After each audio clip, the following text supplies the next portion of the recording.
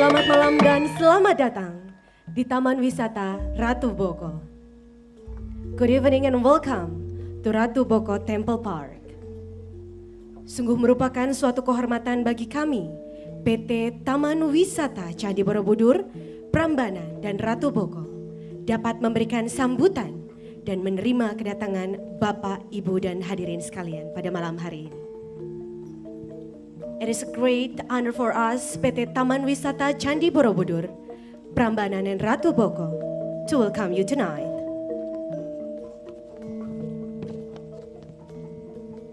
Hadirin yang kami hormati, pergelaran sendera tari Ratu Boko dengan judul cerita Sumunaring Abaya Giri pada malam hari ini adalah pergelaran sendera tari yang pertama kali dilaksanakan di Taman Wisata Ratu Boko.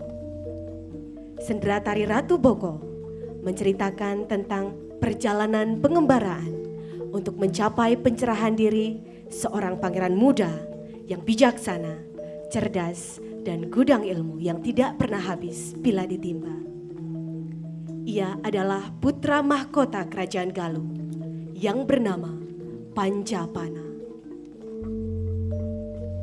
Ia melakukan pengembaraan keliling dunia sejak usia 12 tahun.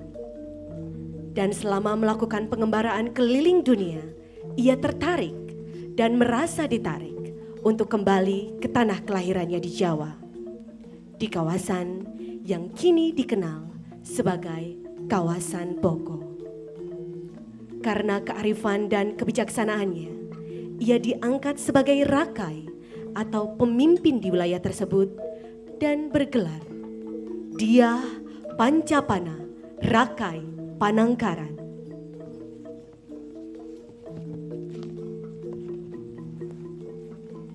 Rakai Panangkaran inilah sumber dari Sumunaring Abaya Giri atau gemerlap cahaya bukit nan tentram dan damai yang menyebar ke seluruh dunia. Rakai Panangkara pula lah konseptor simbol peradaban bangsa yang sangat tinggi, yaitu Candi Borobudur.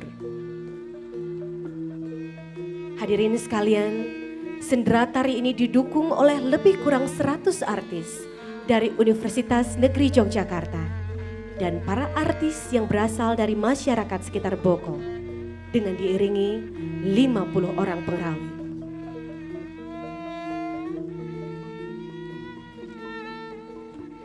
Ladies and gentlemen, the legend of Ratu Boko dance performance with the title Sumunaring Abaya Giri tonight is the first dance performance held in Ratu Boko. It tells the story of a life journey to obtain self-enlightenment of a wise and smart young prince and a never-ending knowledge. He is the prince of Galuh dynasty named Pancapana. He had journeyed around the world since he was 12 years old. And during the journey, he felt to come home in Java, which is now known as Boko area. Because of his wisdom, he became the leader of Rakai in the area and had the title for his name as Dia Pancapana Rakai Panangkaran.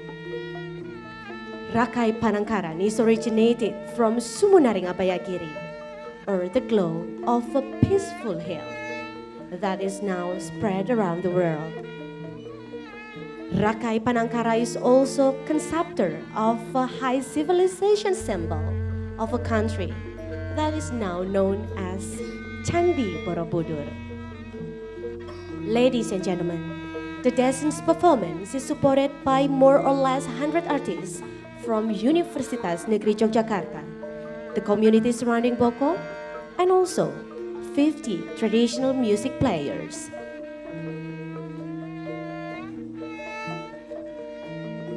Hadirin yang kami hormati, acara pada malam hari ini terselenggara berkat kerjasama kami, PT Taman Wisata Candi Borobudur, Prambanan dan Ratu Boko dengan Universitas Negeri Yogyakarta.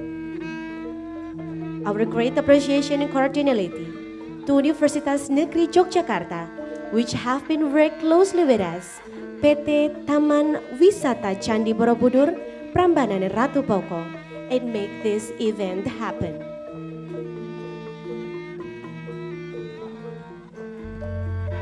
Hadirin dan tamu undangan, dengan bangga kami persembahkan Sendratari Sumunaring Abaya Giri.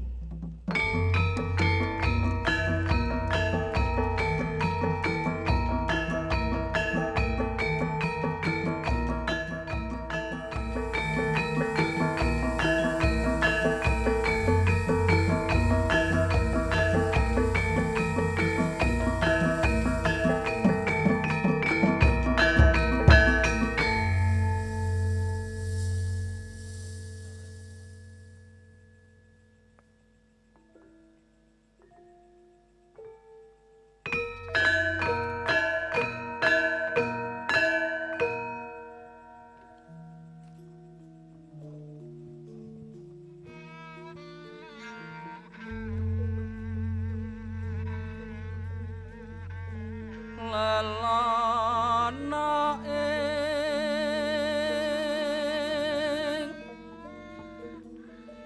sang peputya ning wang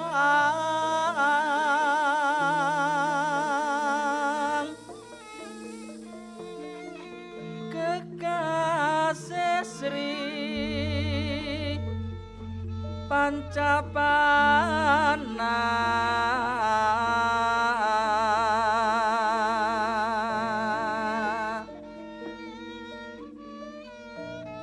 sang pangeran galuh kraton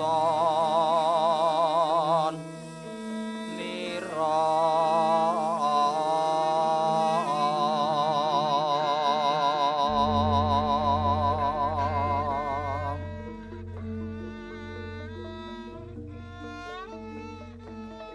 tan mantep nunjung adipati anom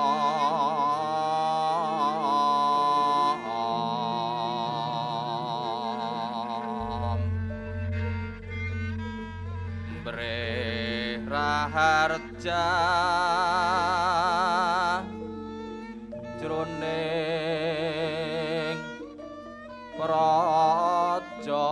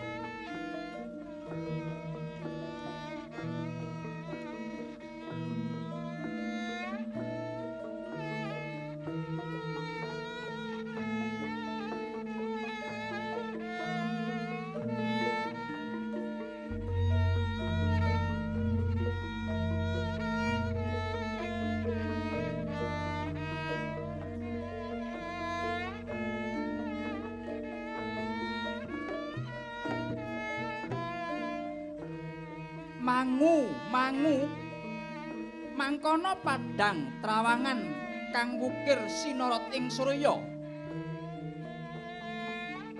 wanciling sirndalu dereng wonten ingkang cinarita muhung Sang Hyang Arka kang arsa amblesing bantala sangsaya dangu sangsaya ical katon rep sireping Jaladian Branang kang busana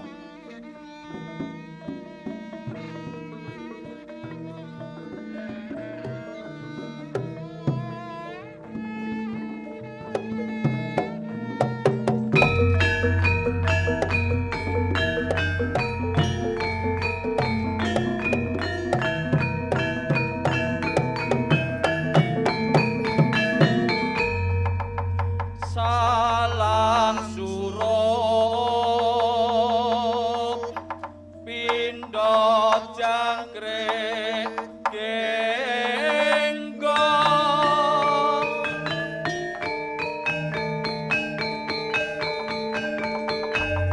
prapunggawa asung dharma mreharjane kalo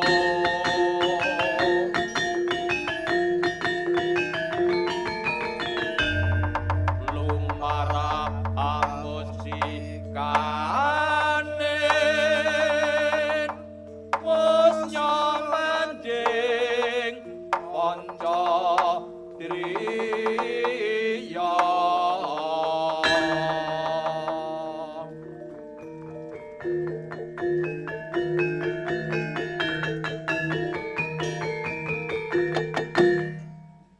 pinangga umajeng krodo kombang ngelir polo-polo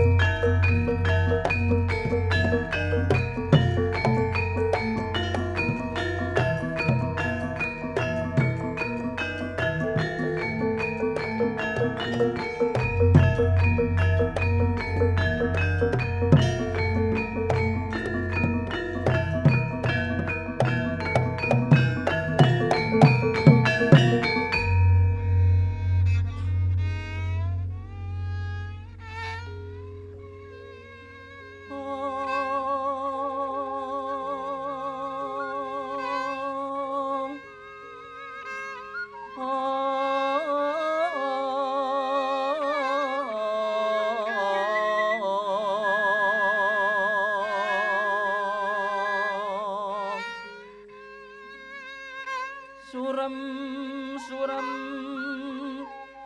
tiwangkara kingken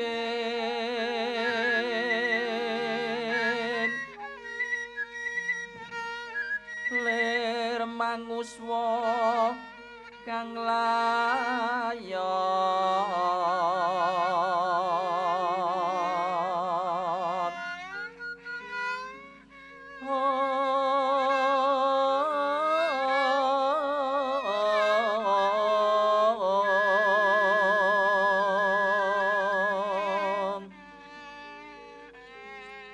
Kenya ilang memanise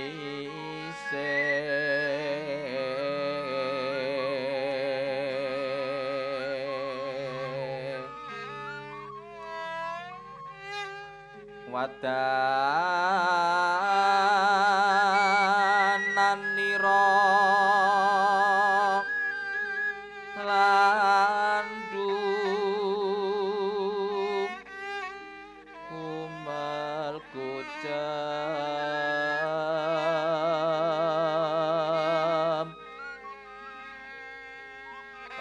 nyo maratani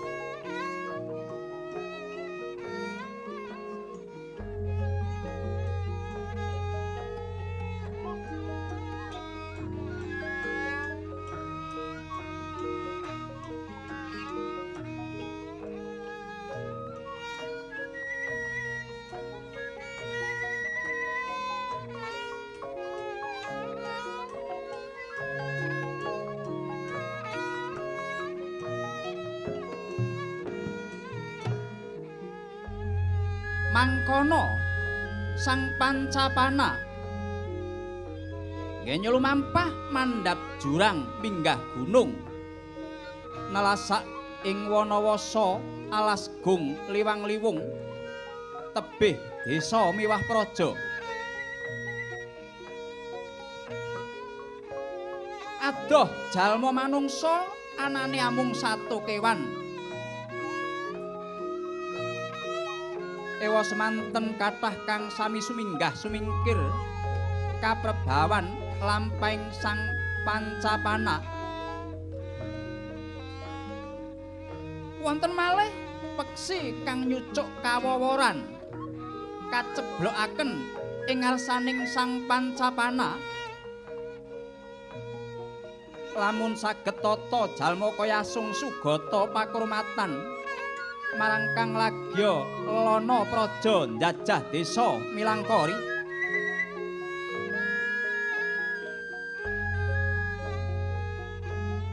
mangkono lampahe sang Pancapana wus dumugi ing Swarna Dwipa miwah Jambu Dwipa lon-lonan lampah nyosar wikonjem ing pratala wedanane saksat wong lali ing Purwadaksina dupi kasiliring samirana mrik gragap pungun-pungun kaya wong wungu saking nindra enget dhateng papan sekawit ing tanah Jawa mila lajeng bangkit suraning driya gya bali marang jatining leluhur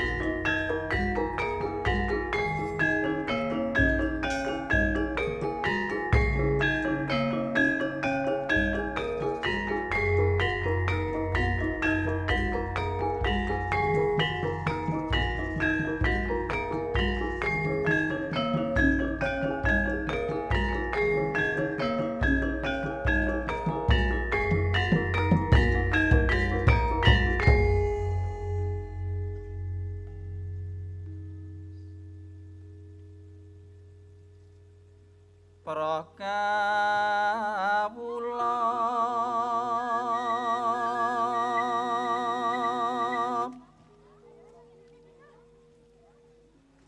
kabeh kang pinuji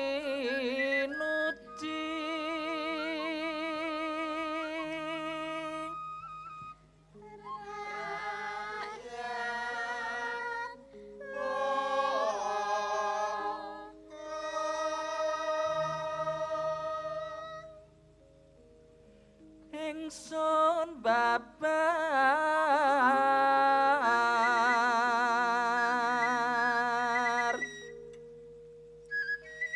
ngelmu kang miguna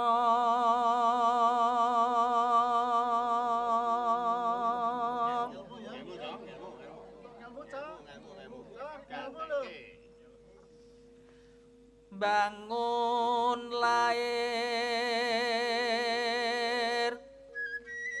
lan batine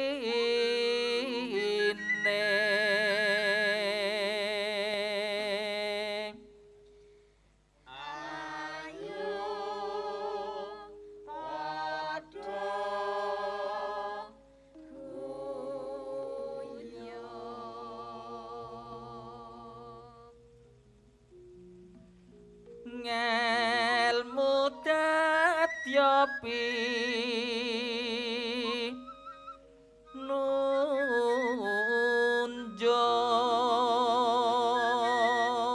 pinunjung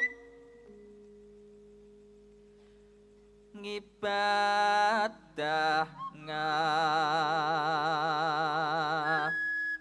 urip